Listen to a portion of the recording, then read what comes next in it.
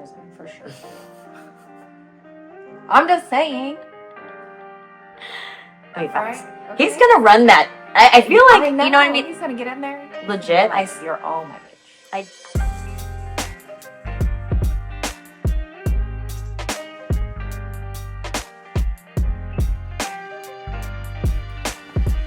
Welcome to Are We the Only Ones? This is Kathy. Hi, I'm Ray. And today we are going to talk about so many things, actually. Oh my gosh, yeah. There's a lot to talk about. You start. You lead the way. I mean, should we start with Diddy? That's a great segue. Diddy to trials to Trump. Yeah, legal proceedings. Yeah. We have today the jury verdict for the Diddy trial. He did not get a guilty verdict. He's not guilty on racketeering, which would be the conspiracy to run a criminal operation to traffic. Which is so surprising because I feel like that one was like the most obvious. Like it was like flashing. Well, that would have been life in prison. You know what I mean? So he did not get. That's not guilty for that. Okay. He was found. I mean, I wasn't in the courtroom, so I don't know. Maybe Right. There was some compelling evidence. No, I mean it's a shock to everybody. It's a shock to a lot of people. It's a shock to. What's shocking to me is more that people are celebrating it. But that reminded me when I was in college. I was in junior college, at De Anza College, which is like a very well-known college, like nationally in Silicon Valley. And I remember when he was not guilty for O.J. Simpson, the mass amount of people that ran out of the cafeteria building into the main area of the school, like we're talking like hundreds of people. That was a 40,000 person school, like junior college, it's a big school. Yeah. And so I'm not surprised. It just reminded me of that, like when people were cheering for the not guilty on that verdict. He's going to jail for 10 years, I think, is the sentence.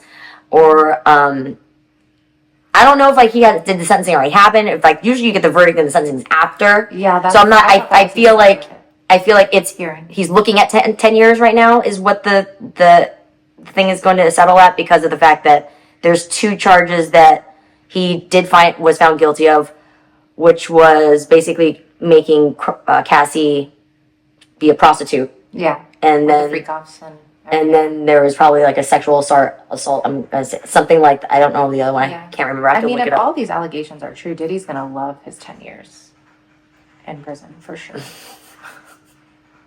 I'm just saying. I mean, Right? Okay. He's gonna run that. I feel like you know what I mean. He's gonna get in there. Legit, You're all my bitch. I saw this reel about this guy who was in prison. He had been in prison for 3 years and he was gay. And he was like, I'm going to tell you honestly, my mom says I shouldn't say this, but I loved prison. And I was like, that's so interesting because I was like, you know what? If you think about it in a different way, you could see how certain people would thrive in that environment. Okay.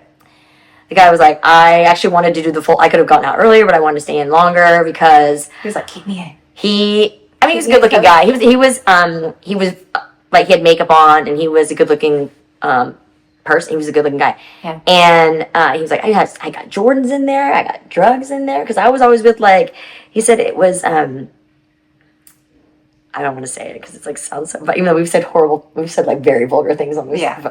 So he's like, it's Dick Disneyland over there. I'm like, he's like, if you're someone like me on the streets out here, like, you know, these guys out here, I mean, he's using a different word, but these guys out here, if they're out there, they're going to be with bad bitches, right? There's baddies out there. They're going to want those women. But in here, you know, he was just basically like, his throat game was on. I was like, oh my God, right? So it made me understand, that actually, yes, that makes sense. So there is obviously a society that happens inside. Duh, of course there's going to be a society that occurs inside but prison, a community. No matter what kind of community, there is a society that will form. Right. And some will thrive. Yes, I did. But the whole... Yeah, but I also have visited a friend that was in prison, and that was military prison. It was a lot different. Mm-hmm. He was actually entrapped into selling drugs, and it wasn't fair the way that went down. But it was a time when it was like very scary for the military because people were doing a lot of ecstasy. So we ended up visiting our friend there, and it was Marine Corps. It was on Camp Pendleton, and it was very clean. I remember all of us coming in the first like opportunity we had, all of our friend group. And it was everybody that was there was like amazed because there were so many people. that came with us to go visit because we loved this guy and he was a good dude. It was just a terrible situation. Because he really didn't want, I remember him saying, like, you guys, I feel like I'm being followed. And everybody's like, you're crazy. I'm like, if you think you're being followed, I pulled him aside. I was like, if you think you're being followed, I would just operate as if you're being followed because whatever you feel, I always trust my intuition. And this guy was like pursuing him for the probably Marine Corps police, whatever. Yeah. To like try to get him to find like ecstasy. He was like, no, I don't want to do it. And he kept saying, no. And he wouldn't leave him alone. He's just to get him off his back. He finally like did it. And then he ends up getting swatted with like MP, like the whole thing, the whole nine, everything happened. And I get word that it happened. And it was just the most horrifying, sad thing. Yeah. It wasn't right. It wasn't right. It wasn't right. And also, it's not worth it. But it's military. So you're guilty until proven isn't in the military. It's a much different situation in there. Not innocent until proven guilty. No, not in the military. Not for so. It's a much harder threshold for something like that, and yeah. So that's why I have experience with like actually going to. It's not the same as like an actual prison, but you know, I've also met two people. Not like no, sorry. No. I recently hung out with Beyond a Casino Cruise. I actually just looked up their name in my thing, and I'm connected to him on Facebook. But there's a guy who I met who was the counselor in a prison for women's jail many years. He's retired now, but like we're talking like over a decade for sure. One of my coworkers was a corrections officer at a prison. That's what I'm talking. Yeah, like we should talk to. But he was the counselor for some of the Manson girls. Oh, so there's something I don't know. I don't want to just write people off. I have a lot of empathy. I'm always trying to understand more about people and situations, and you know. But the thing about this is, I do want people to, if you've done something bad, I want you to take responsibility for it if it's something very serious. You know, I've had a situation which I had to face somebody that committed a sexual assault, and it was hard. It was in the Marine Corps as well, and the military protected me, and I got my justice. It was a unanimous decision. That he was definitely found guilty. He also admitted to it, but it was in, you know, I felt protected in that particular situation. You felt protected. In my situation, I did not feel protected at all. But mine was not in the military.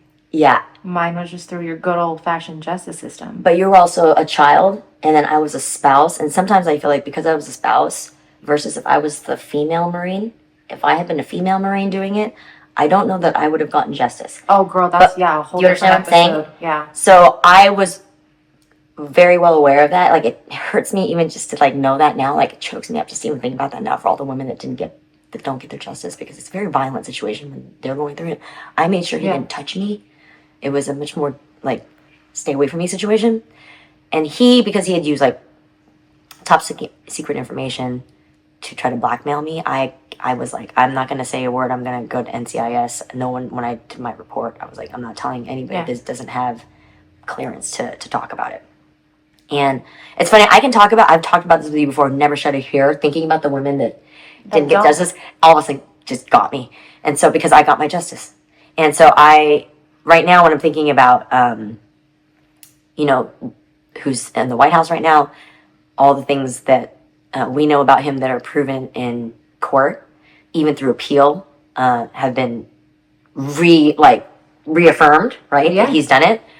Like, I'm literally looking, you know? Yeah. And so when I'm looking at, you know, we were talking about Elon Musk dropping that tweet about that Donald Trump is in the Epstein files. Mm-hmm.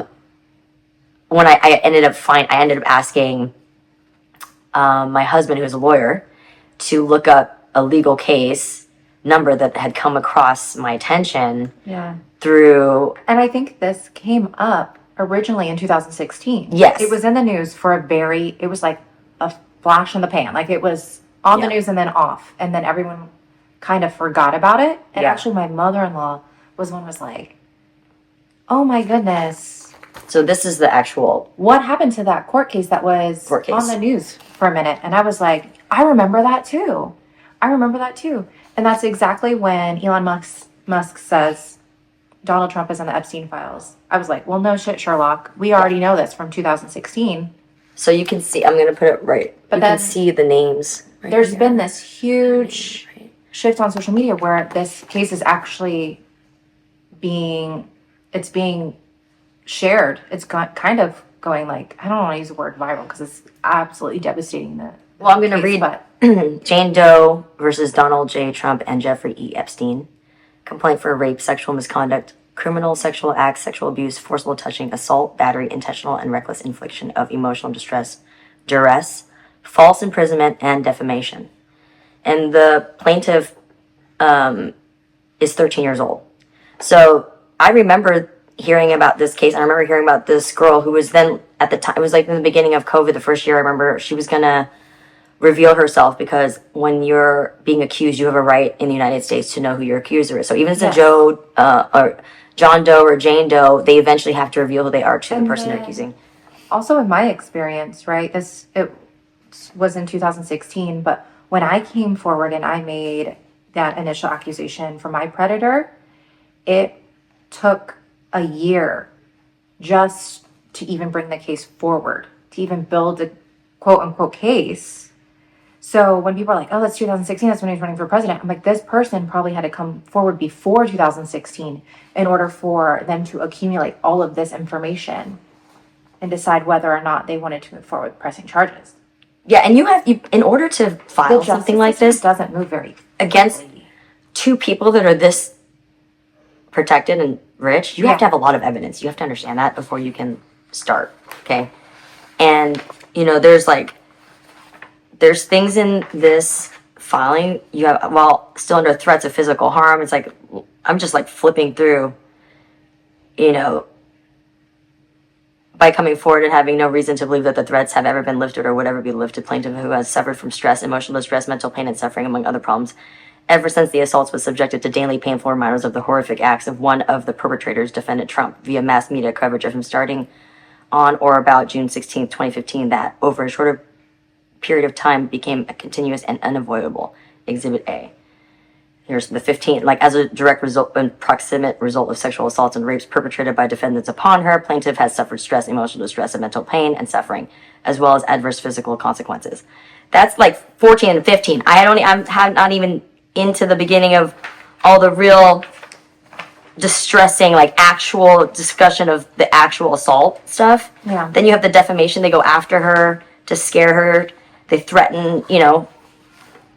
And you can imagine how hard, you're 13 years old, how scary that must have been to even do that, to have the courage to do that.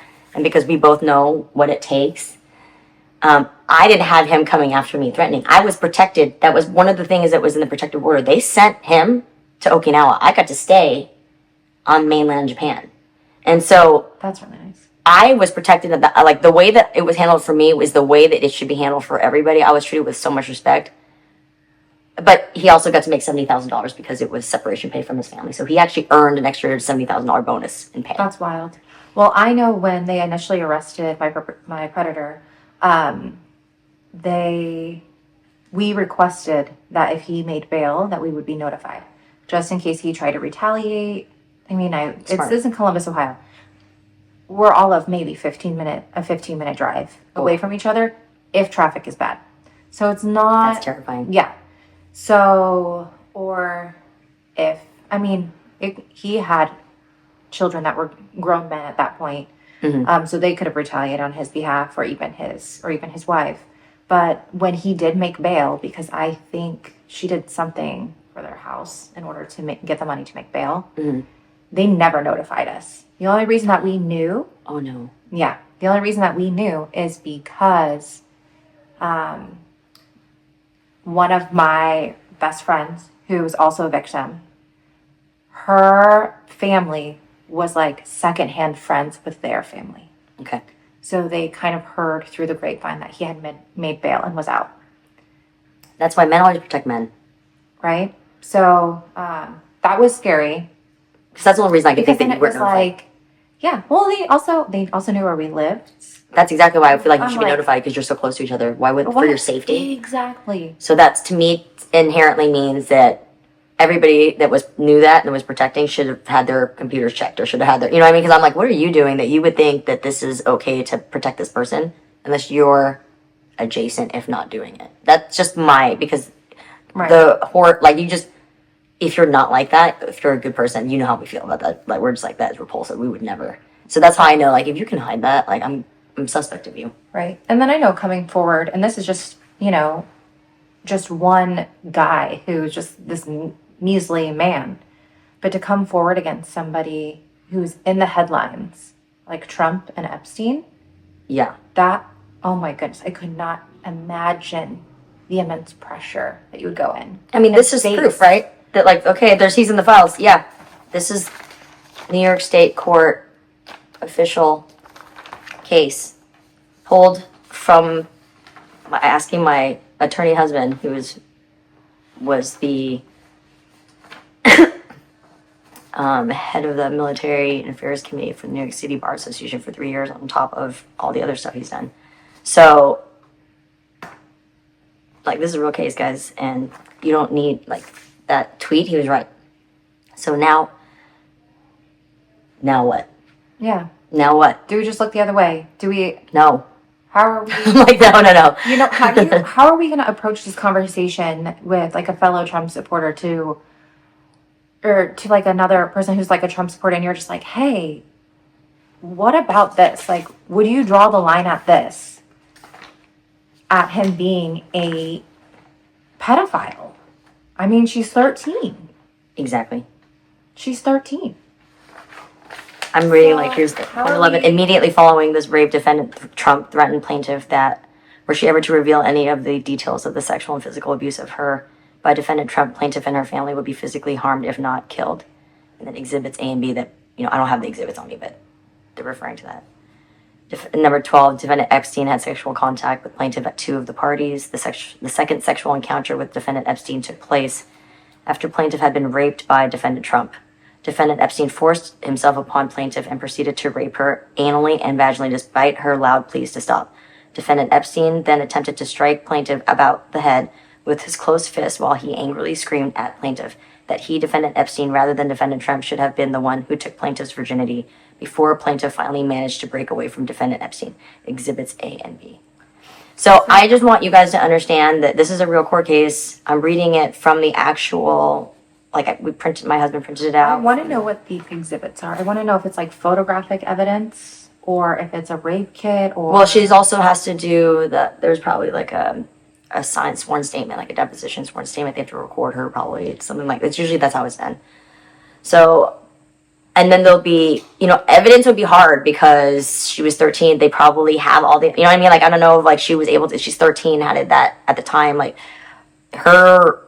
I didn't need to have evidence. Everything I said was verified to be true. So they didn't there was no exhibits for me as far as I know, other than when they actually raided his house and found that he had stuff that proved that he had information he was not supposed to be keeping in his house because this stuff is top secret. So like that verified that he had, but I didn't need to have any evidence. I just told them what happened, and I was credible enough that did they probably go around? Yes. Did they go around the base and start interviewing people to see if I had done anything untowardly with anybody? Yes, they did do that.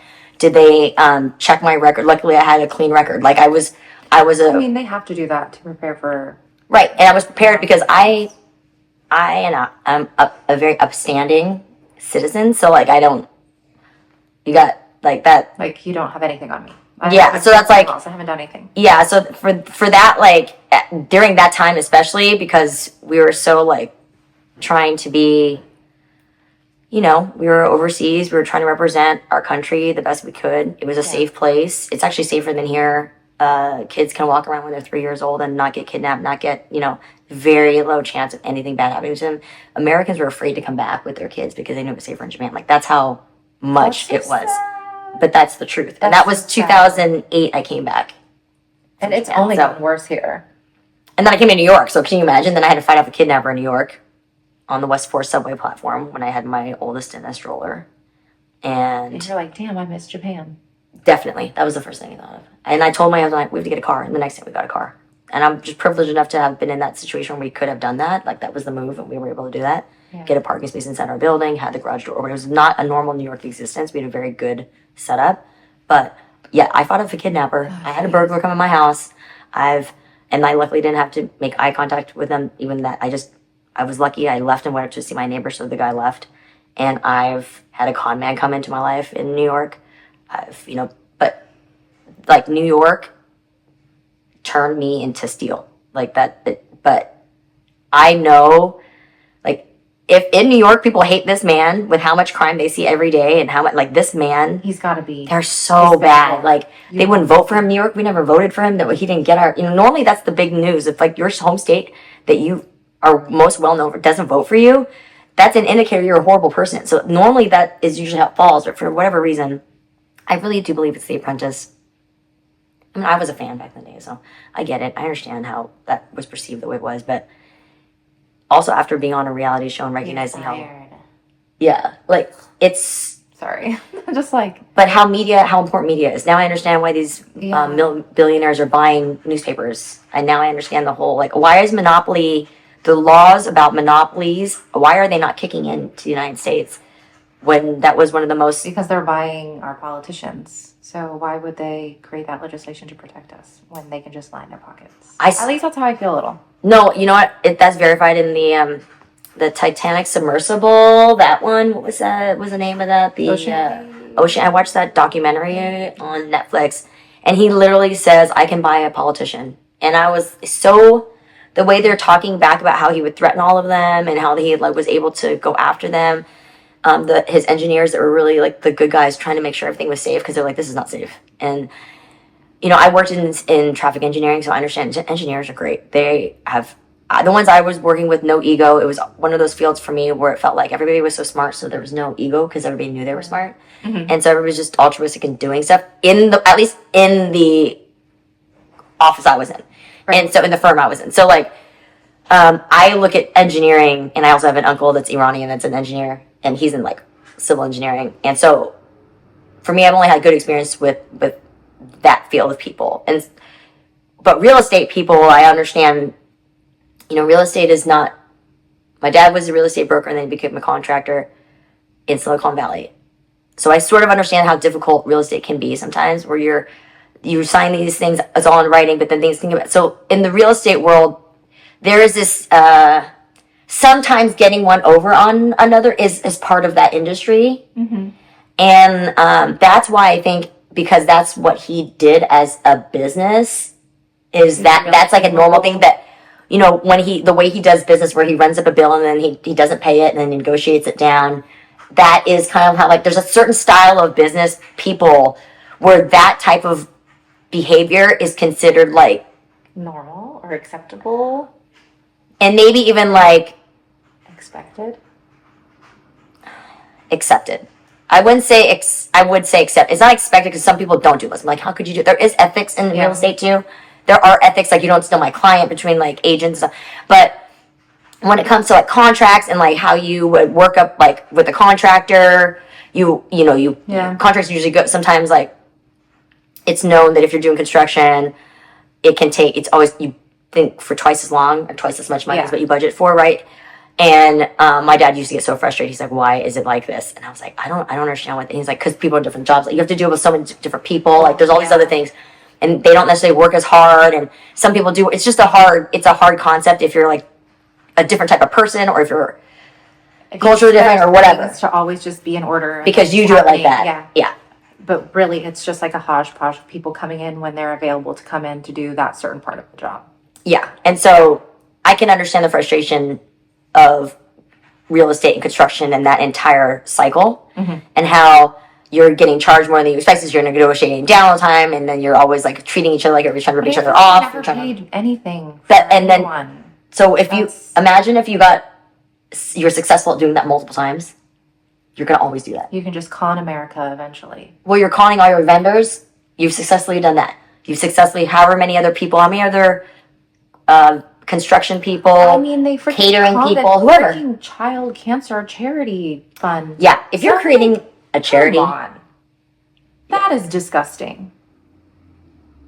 Even without the pedophilia and the Epstein files, if I was told when I was like 12 years old that the next president, or I would have a president in my lifetime, that funneled money out of child cancer charity, or charity for child cancer, I would be like, no way, that's disgusting. Who would do that? Presidents don't do that. Like, yeah, there's so many. I mean, the fake university. There's just so many things. It's just where are we drawing the line for this man and the people that fall into.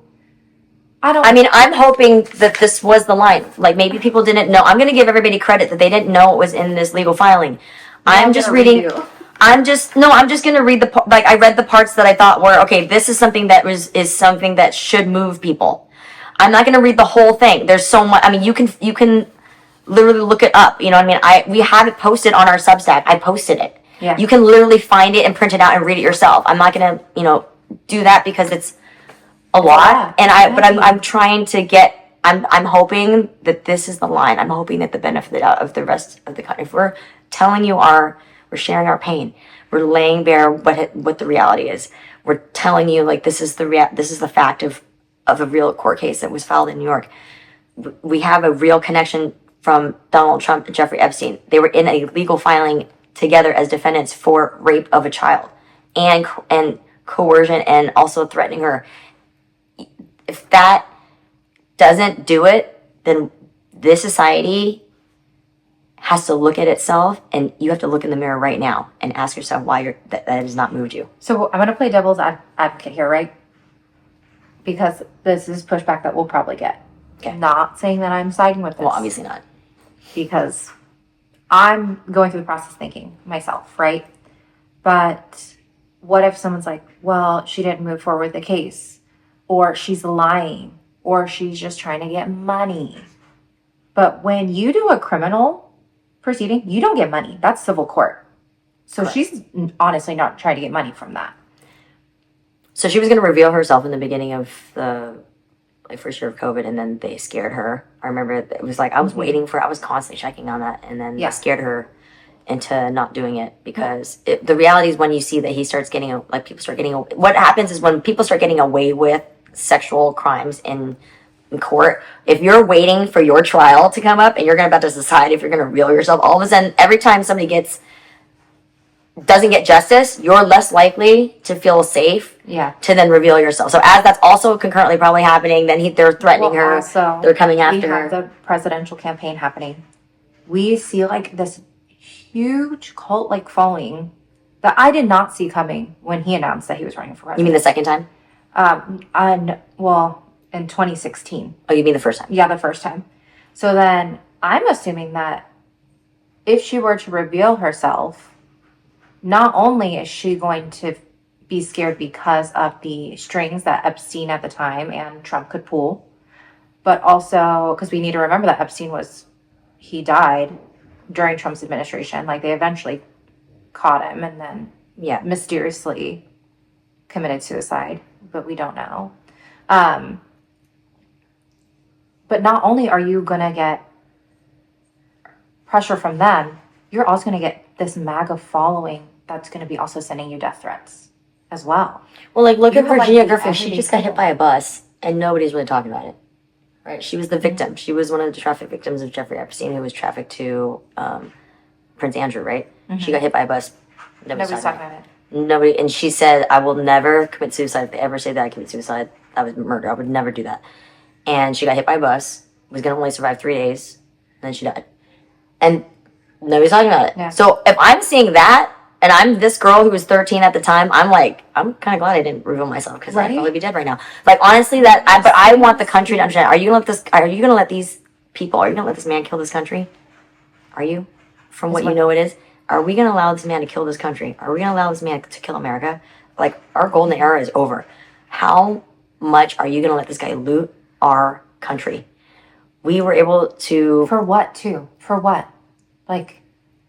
17 million people... No one is reaping the benefits. Just the top 1%. Yeah, that's the thing about... Why would you want 17 million people to get kicked off of healthcare if this big, beautiful bill passes? Why would you want 17 million people to be kicked off of healthcare? What does that mean? 17 million people not having healthcare could mean a lot of those people will become homeless. We would have a homeless population that would be so out of control that we would not be able to support. Obviously, we can't support what we have now. That if you're rich, I would be thinking twice, because you're going to create a revolution where homeless people are going to come to your house. Yeah. And they're going to come after you. And that's on you because you made them this way. It's widening the class divide. It's creating, I mean, I think you shared that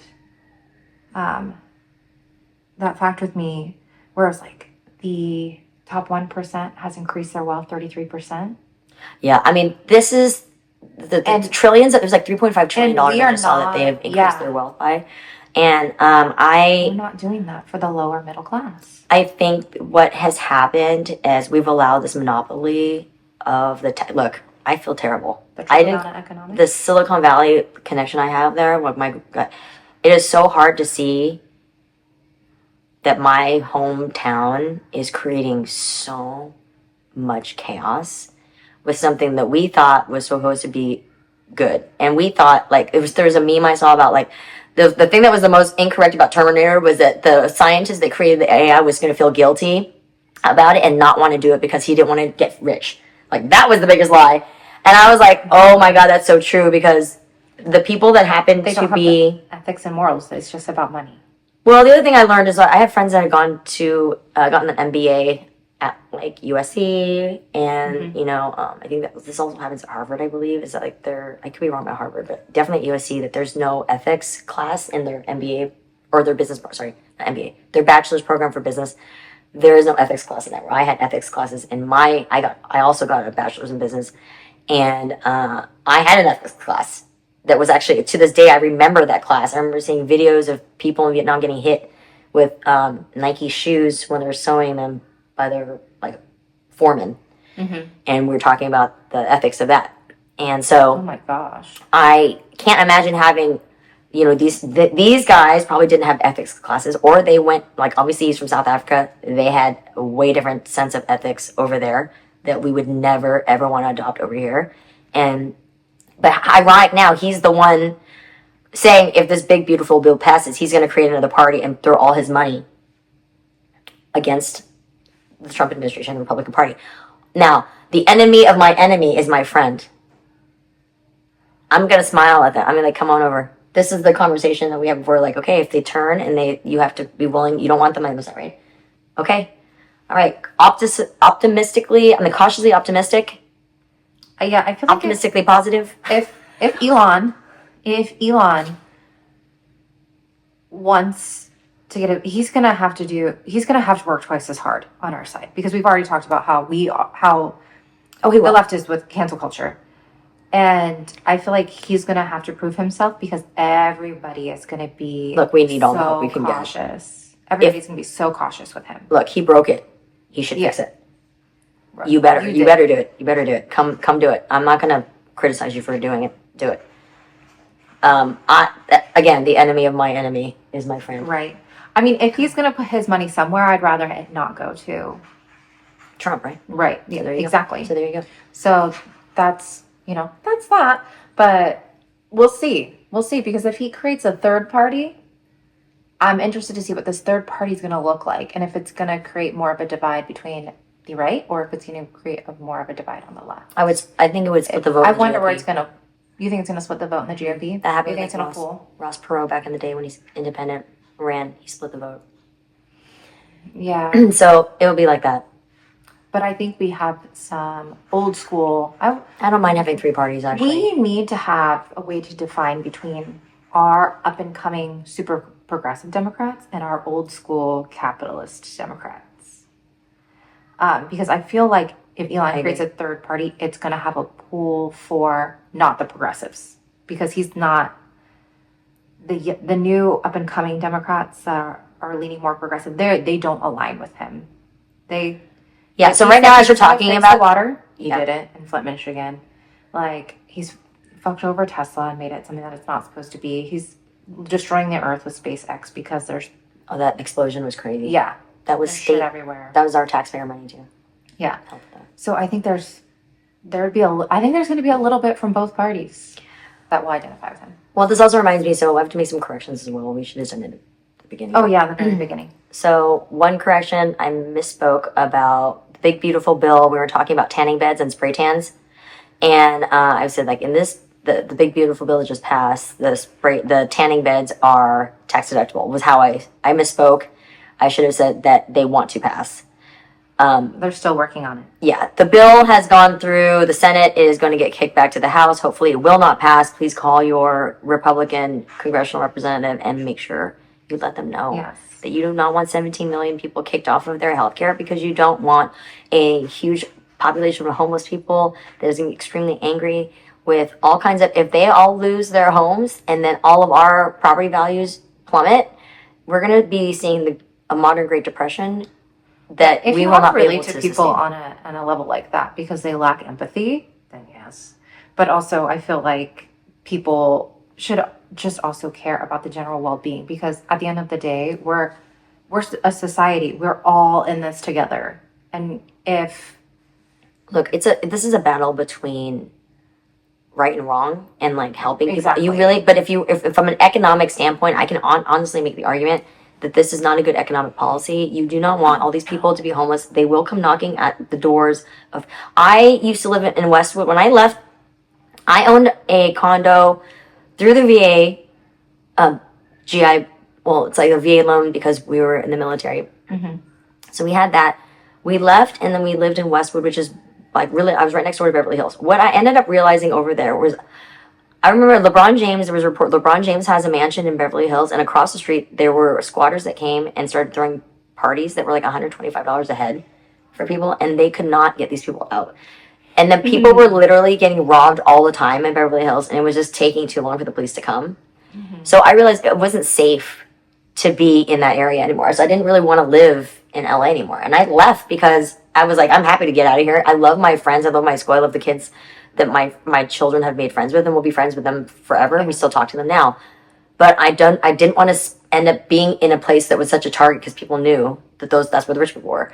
And I was like, this is something you have to think about. That was sort of like the canary in the coal mine for me, to be like, oh, if you think about this from a bigger picture, if you end up creating a huge number of people that end up requiring aid, and then you don't give them aid, and then they end up homeless and you don't help them, then they're going to turn on everybody that has means. And if you have means, you're really stupid. If you don't understand that you're going to be bringing something upon yourself that is the most dangerous thing you could do to everything you've earned and your own wealth. Think about this. Well, too, I mean, if we're thinking big picture, we're going to be kicking people off Medicaid, but the cost of living versus pay is not adjusted for those people to be able to afford health insurance. So then how can we meet that need? Because somebody should not have to work 4 jobs to be able to afford health insurance and rent and food. Those are... Look, you were supposed to be able to have minimum necessities. Wage. If you worked minimum wage full-time, you were supposed to be able to have a family of 4 and go on vacation 1 time a year and have a 2-bedroom house. Mm-hmm. If that was the measure of what minimum wage was supposed to do. The fact that it's obviously not that now. We all know that. I don't have to explain it. You guys all know that is not, you can't buy that now. That is not the value of the money now. You need to be very upset. My dad used to be in foreign currency exchange. He actually built a robot that was purchased by Forex, which was located in the Trump building on Wall Street. I actually went there and dropped him off for the appointment. And so I was a currency trader for a little while because of this. And our currency has dropped 10%. That is very alarming. If we lose, not just in economic standing, but like emotional intelligence standing, trust, military, there's so many reasons why the speed at which he is destroying our reputation that we have taken so long to build, you should be terrified. You should be terrified because... Well, and it's just like Elon Musk, right? Like, he's destroyed his reputation, and now he's going to have to work twice as hard to get it back. Just imagine the work that we're going to have to put forth to come back from this as a nation. It is going to be so difficult. I mean, I need everybody to just get activated. I need you guys to call. I need you to call into your congressional representatives. I need you to stop this bill from getting passed. It's important. Yeah. It's important that you understand that we have to get some balance back in the system. He's getting away with a lot of stuff. There's a 9-0 Supreme Court still ruling. He is still in contempt of.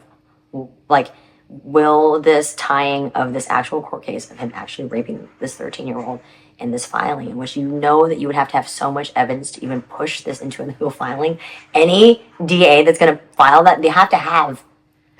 You know what I mean? Especially with people that are so well connected, like Trump and Epstein. Also, I want to shout out Substack, Mary L. Trump. She has a Substack in which I've also, she's an article where she is, the new files that are being released, she starts breaking them down. So I started reading some of that. Super helpful. I got sidetracked by this legal filing because I was just in shock about how vulgar and I just couldn't believe disturbing it is. Yeah. That he has now 2 terms. So I'm just like very just like about it. But that's where I'm going to land on this topic if you want to close out and then we can switch into another one maybe. Okay. Well, I feel like we only briefly touched on the things with Diddy and tying it into Trump. But I feel like... I mean, do you think he can pardon? I don't know if it's in, what was it, state court only versus federal court, because he could pardon him. There was conversations about if he was found guilty that Trump could pardon Diddy. Him. Which would also go like... Of course. Maybe Trump isn't racist if he's going to pardon Diddy. Or maybe Trump is like, there's all these like... maybe he's like, don't tell my secrets that we're all in the same weird human trafficking ring, so I'm going to pardon you so you keep your mouth shut. Actually, that could be true too. That's how I would look at it, but that's just me. I mean, you're probably right. But I feel like at the end of the day, we're seeing this huge increase of violence against women. I wrote a little article on our Substack to go with our 4B movement. And in it, I was talking about Melissa Hortman. And I was doing some research about female politicians. And what triggered me to do that was you were talking about the amount of death threats that female politicians face. And I didn't realize it, but they're 3 times more likely to get death threats or any kind of threats than male politicians. And so I think at the end of the day, as a society, we just need to do better in protecting our women and believing our women. Yeah. Because if that girl, that 13-year-old, felt protected as a society and knew that we stood behind her, I think this would have had a very different outcome versus it just being a quick blip on the news channel. Yeah, because everybody always says, like, well, okay, if it didn't get all the way to trial, blah, blah, blah. But then, like, even when they go to trial, like, E. Jean Carroll, right? Like, it went to trial. Even he tried to appeal it. It's been reaffirmed. Still, people are not... They don't believe her. It's because I think, honestly, through media, for all these years since Hollywood, we've always been through the point of view of a white male. Even when they do bad things, we watch a lot of, like... There's not a lot of movies that are, like, everything works out and it's like all positive all the time. There's a lot of drama, right? That where you were supposed to, that's why it's interesting. We're looking at characters that are doing things they're not supposed to be doing.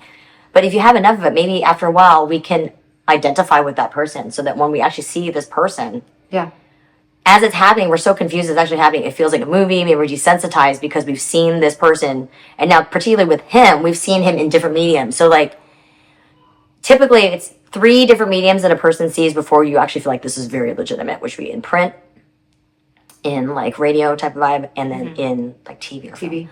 So he has hit all 3 of those things. It is in our nature, in our brain, to be like, he is very, very someone we can at least say like, well, he wouldn't have made it this far if he wasn't something. I mean, whatever you want to fill in that the is blank. True. When we were having that conversation, my mom was like, he's such a good businessman. Like, we can't fault him for that. I'm like, if he's such a good businessman, why did he file for bankruptcy 6 times? Like, how do you fuck up a casino? Like, they literally have the saying, a house always wins, for a fucking reason. You can't be a good businessman. Yeah. And have that happen, like, so she's kind of bought into that.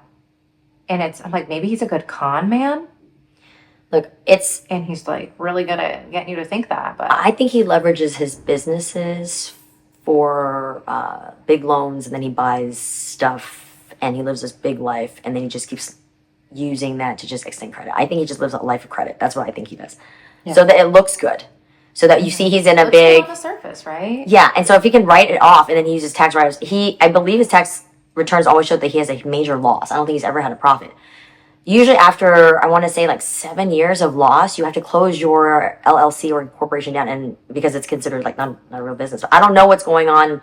Maybe he has so many different ones, or he can funnel it off to the charities and write off. However he uses that tax code.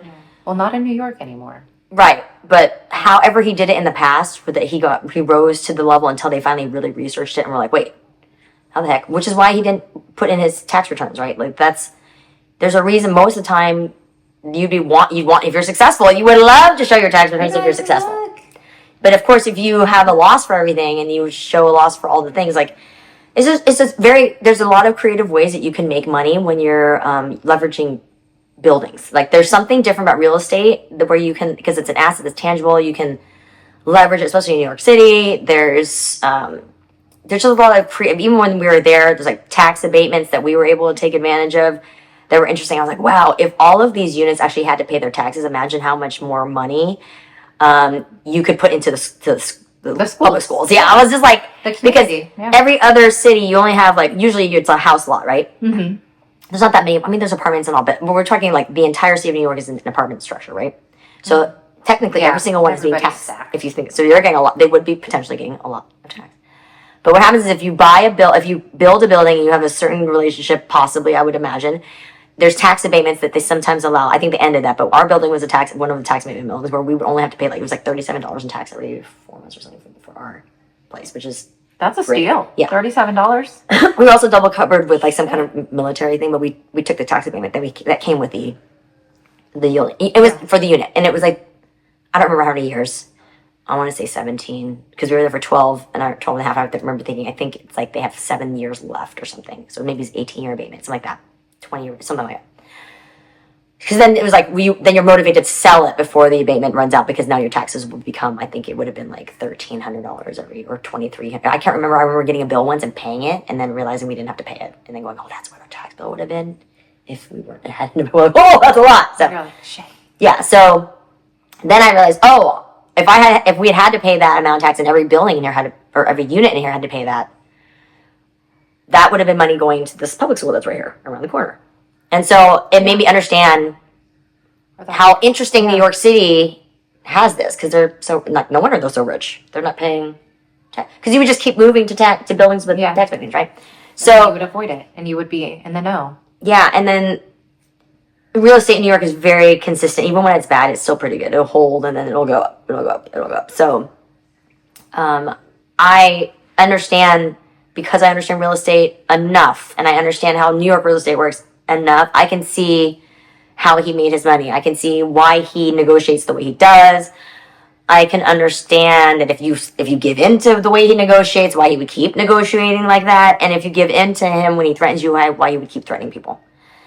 And why he goes after the weak, because the weak are easiest. He doesn't go after people that are strong. Why do you think he's going after people that are Home Depot that are going to work? Stephen Miller was like, oh, I know from my life in Santa Monica that people go to Home Depot that are undocumented to try to get work. So let's go to Home Depot. Low-hanging fruit, very easy. Mm-hmm. Literally taking candy from a baby. You're taking children from their parents because they can't fight back. This is cowardice on the highest level. Using military people to do this stuff is like beneath everything we stand for. And I do want to say I saw something that you can request to do your immigration hearing via Zoom now. That's new. Which thank goodness. Right, because I did want to mention that, and I wish I was able to translate this into all the different languages, and maybe there can be somebody can do that in a post. But I think that's really important because ICE is also scooping people up who are doing it the quote unquote legal way and going to their immigration hearings, which that's not supposed to be the case. It's supposed to be the criminals. But I just want everybody to know that is an option. You can request to do a Zoom hearing. Yeah, and also Pope Leo has sent a bishop, Pham, Vietnamese bishop. Yes. So it's so complicated being Vietnamese. You have people fighting for Trump that are like holding it up, and then you have people that are like, it's so hard being Vietnamese. Oh my God, it's like seriously, it's just like an internal struggle all the time for me. And so he's going and successfully scaring off ICE agents at these immigration hearings when now the Catholic Church priests are showing up. Makes me want to go to church, Catholic Church again because I obviously want to. I'm very obviously I have a hard line on pedophilia. So that's why I stopped going to church. It's also why I'm reading this legal filing. I was active in trying to bring human trafficking awareness specifically for children, to rescue children for many years as a fashion designer. I'm at a loss. I don't know where else I can take it. Like, I don't know where America's going to do this. I just hope it's going to be soon. There's just a lot of evidence. We've got evidence for you. It ties Epstein and Trump together. You don't need any more tweets from Elon Musk. You don't need any more. We have the tie. I mean, and if he was innocent, the files would have been out. The files would have been out. If he wasn't in them, he'd have been like, look, I'm not in them. You can shut up. At the very least, you know he's a rapist of E. Jean Carroll. Like, at the very least, you know that reaffirmed. So I just want to, like, if I have to package it all together, because, you know, when I first brought it up, some people were like, well, it's from 2016. I'm like, that's not the point. The point is that there's now a direct connection that we have in a legal filing in New York that, you know, like, our standard American legal system would file. That'd be very difficult. He will never admit when he's wrong. Well, that's what you do when you're guilty. You know? You're not supposed to admit when you're wrong, but it's the way you don't admit that you're wrong that lets me know if you're guilty or not. There's a way that Part 5, and he took out that whole front page persecuting these young men, and they all have been proved innocent with the DNA evidence. And he's doubled down anyway. And he's doubled down. And I'm like, you just say, like, oh shit, that was before I knew this. I'm so sorry. I can't believe I caused all that. Like, all those problems for those young men. Yeah. I'm glad that their names have been cleared. Literally, that's what a good person would do. But see, this is the thing. Ultimately, all the roads point to he's not a good person. All the roads point to he's looting the government. He's creating businesses as the president that he's not supposed to be. He's making a phone that's going to be gold plated. That's like a Trump phone. There's something else he's about to start. Money into Mar-a-Lago, because when he goes golfing, that's where he goes. And when they have to pay for that stay and everything as the government, it goes into his bank. And so, by comparison, I want to remind everyone, when Governor Schwarzenegger was running for governor, Maria Shriver, who was his wife, who was like a Today Show journalist, had to leave her job because that seemed like it was a conflict of interest. Because just seeing her on there would be like sort of giving him extra sort of campaign marketing for free, just the association. So she had to give up her career, her job, everything for that. If that is not the polar example of how it used to be and how Trump is now able to sell things, which is absolutely insane, unheard of. This is the only president ever like peddled stuff that is so low brow for the job. It is so beneath the class level of the office of the presidency. They have alligator Alcatraz merch they're selling right now. That is a concentration camp veiled as a detention center. If you can build that facility in 72 hours, why can you not get hurricane victims their assistance, sir? I would like to know that. Right? That's the thing. It's like, oh, well, if you want to do something for complete evil, you guys are able to turn around in 48 hours. But if you actually need to do something to help the everyday person, I'm pleading to Republicans. Why do you have to jump through all this legal tape? I'm pleading to the Republicans that are going to get hurt by this bill. I want you to understand that you are in deep trouble. Please understand. Do not let this bill pass.